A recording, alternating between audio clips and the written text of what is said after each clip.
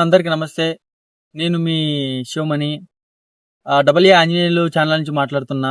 ఈ ఛానల్ కొత్తగా క్రియేట్ చేసాము. చాలా మంది అయితే సపోర్ట్ చేస్తున్నారు. ఈ వీడియో ఎవరైతే చూస్తున్నారో వాళ్ళు కూడా సపోర్ట్ చేయాలని కోరుకుంటున్నాను. ఇప్పుడు నేను రావడానికి కారణం ఏమంటే రాజాసాబ్ మరియు మనశంకర్ వరప్రసాద్ మూవీ రివ్యూస్ చెప్పాలనుకుంటున్నా. ఈ రెండు సినిమాలు అయితే చూడ్డానికి బాగా కొత్తగా డిఫరెంట్ గా ఉన్నాయి. కానీ మొదటిగా రాజాసాబ్ విషయానికి వస్తే ప్రభాస్ అన్న ఎంట్రీ అయితే చాలా బ్యాడ్ అయిపోయింది. ఆయనకు అలాంటి ఎంట్రీ పెట్టాల్సిందే కాదు, చాలా చెత్తగా పెట్టేశాడు ఎంట్రీ అయితే. చాలా మంది రెబల్ ఫ్యాన్స్ కూడా చాలా డిసప్పాయింట్ అయి ఉన్నారు. మారుతి అన్న మీద చాలా ఎక్స్పెక్టేషన్ పెట్టుకొని వెళ్ళాము. ఆయన సినిమా తీస్తే ఫ్యామిలీ మీద మరియు ఇంకా ఏదైనా కొత్త కొత్త ఆలోచించి చేస్తా ఉన్నాడు. అలాంటిది హర్రర్ మూవీ ఇంకా ఎక్స్పెక్టేషన్ పెట్టుకున్నాము, చాలా డిసప్పాయింట్ చేసేసాడు.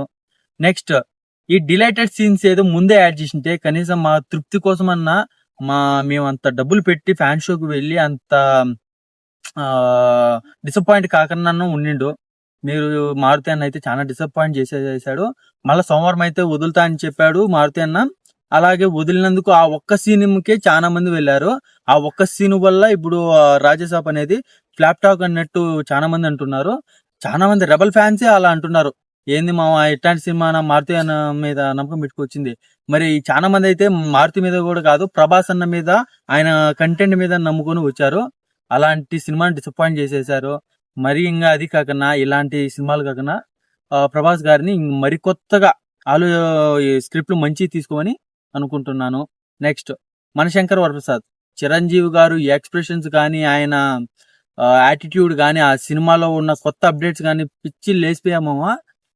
అనిల్ రావిపూడి గారు చాలా కొత్తగా డిఫరెంట్ గా ట్రై చేశారు. ఏదో కొంచెం ల్యాగ్ అనిపించింది. ఆ కొంచెం ల్యాగ్ కానీ ఫుల్ఫిల్ అయింటే మనస్తృప్తిగా సినిమాని ఎంజాయ్ చేసిండు.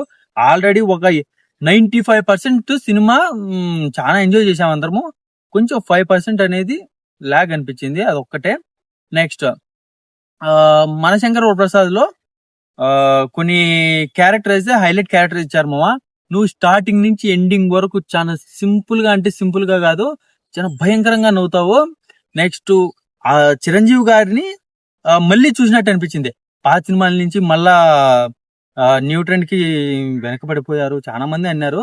అలాంటి మాటలతో కొత్త ఎంట్రీ ఇచ్చి మా ఫ్యాన్స్ ఉత్సాహాన్ని ఇంకా రెట్టింపు చేశారు. కొంతమంది చిరంజీవి ఫ్యాన్స్ కూడా చాలా మంది ఏదో కొంచెం బాగాలేదు ఇది చాలా టాక్ వచ్చింది. కానీ కొంతమంది అలా అనుకుంటారు, కొంతమంది ఉన్నారు. కానీ మా వరకు మాత్రం బొమ్మ హిట్. రాజేసాబు కూడా ఇంకా బ్లాక్ బస్టర్.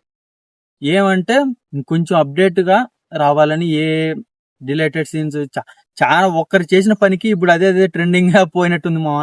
చెప్పుకోవాలంటే చాలా తలకాయ నొప్పి అయిపోయింది. ఏంది డిలేటెడ్ సీన్స్, అసలు మొత్తం చూసుకొని కదా వదలాల్సిందే. టీజర్ లో ఏం చూస్తామో అదే కదా మూవీలో కూడా రావాల్సిందే. చాలా మంది కూడా టీజర్ లో ఒకటి పెట్టి సినిమాలో ఒకటి పెడితే మేము కష్టపడి అంటే మేమే సాఫ్ట్వేర్ జాబ్ ఇలా చేసి డబ్బులు సంపాదించడం లేదు. మేము కష్టపడి రాళ్ళు కొట్టి, ఇంకా మా నాన్నగారికి తెలియకన్నా వాళ్ళ దగ్గర నుంచి ఆ చిన్న చితక రూపాయి అడిగి ఇంకా చాలా కష్టపడుతూ ఆ అమౌంట్ తెచ్చి సినిమా చూడడానికి, ఆయన ప్రభాస్ అన్నను, ఈ చిరంజీవి గారిని మాత్రమే చూడడానికి సినిమాకి వెళ్తున్నాము. అలాంటి అమౌంట్ కూడా న్యాయంగా అనిపించాలని చాలా సార్లు వచ్చేసాము. ఇదైతే చాలా బాధాకరమైన విషయం అని నాకైతే అనిపించింది. చిరంజీవి గారి వరకు అయితే బొమ్మ హిట్. రాజాసాబ్ వరకు అయితే ఆయన కట్అవుట్ కి, ఆ హీరోకి అంతా ఓకే. ఈ రాజాసాబ్ మాత్రం రెబల్ ఫ్యాన్స్ అందరూ డిసప్పాయింట్ అయినారు. ఆయన ఎంట్రీ చేశాడు. రిలేటెడ్ సీన్ వల్ల డిసప్పాయింట్ అయ్యారు. మళ్ళీ ఇంకా కొత్తగా ఆలోచించుంటే ఏమన్నా మేలు అనుకున్నా. ఆ హిప్నాటిజం అనేది కొంతమందికి ఎక్కింటది, కొంతమందికి ఎక్కదు. నువ్వు మధ్యలో 2 అని పెట్టేది జోకర్ కాన్సెప్ట్ పెడితే ఎవరికి అర్థం అవుతుంది? కరెక్ట్ గా నువ్వు ఏం తీయాలనుకున్నా నీకు క్లారిటీ ఉంటే తర్వాత వాళ్ళ క్లారిటీ వస్తుంది మామ. రాజ్యసభ వరకు అయితే నేను అంతవరకు ఇంతకుమించి మాట్లాడలేను. నెక్స్ట్, మనశంకర్ వరప్రసాద్. ఆయన అనిల్ రావిపూడి గారు వచ్చారంటే సంక్రాంతి అయిందనేసి గుమ్మనంగా ఉండాల, లేదంటే మనకే దెబ్బడిపోతుంది. ఇంకా రవితేజ గారితో ఉండాలి. ఇంకా కొత్త కొత్త సినిమాలు చాలా వస్తున్నాయి. అనిల్ రావిపూడి గారు అంటే సంక్రాంతి అయింది అనేసి గుమ్మనం ఉండాలి. ఒకవేళ ఆయనకి మించి కంటెంట్ ఉంటే ఆయన్ని దాటచ్చు. గత 4-5 సంవత్సరాల నుంచి ఆయన అనేసి సంక్రాంతి అయింది అనేసి వదిలేశారు. ఎట్ట తిరిగి సంక్రాంతి అనిల్ రావుపూడి గారిని బీట్ చేయాలని చాలా సినిమాలు వచ్చాయి. అన్ని హిట్ అయ్యి అన్ని మంచి కంటెంట్ తో రావాలనేసి మేము కోరుతున్నాము. నెక్స్ట్ అన్ఎక్స్పెక్టెడ్ సినిమా మేము ఇంకా మనశంకర ప్రసాద్ వెంకటేష్ గారిని కొంచెమే చూస్తారు అనుకున్నా. సెకండ్ హాఫ్ నుంచి కొంచెం ముందుకు వెళ్తుంది, తర్వాత అంతా వెంకటేష్ గారు చిరంజీవి గారు వాళ్ళిద్దరు కాంబినేషన్ కామెడీ ఉంది మావా. మంద తీయడం అనేది ఒక స్టైల్ అయితే దాన్ని తాగడం ఇంకో స్టైల్. అది చాలా డిఫరెంట్. అది ఇంతవరకు ఆలోచించలేదని నా అభిప్రాయం.